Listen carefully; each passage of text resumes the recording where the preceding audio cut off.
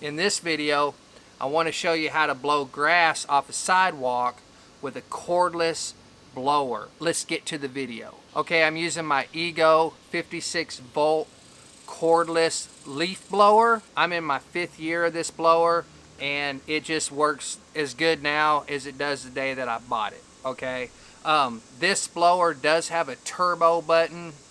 If your blower has a turbo button, you're going to want to use the turbo every single time, because anytime I'm blowing, I'm going to want the most amount of air possible shooting out of the front of that blower to get my grass and leaves as far away as I possibly can. And the turbo button is your best friend when you're trying to blow grass off the sidewalk.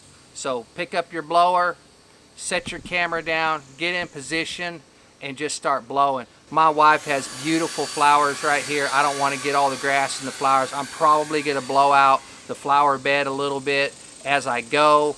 We do put rocks in our flower bed instead of mulch. It does make it a lot easier to blow leaves and stuff like that out of it. So just pick your blower up and start blowing that grass right off the sidewalk. It is super easy. And just as a bonus, this same exact principle works for blowing grass off your patio, blowing grass off your driveway, even blowing grass off the street or onto the street. You just want to make sure not to blow any grass into your neighbor's yard, because depending on your neighbor, they might get really pissed off at you.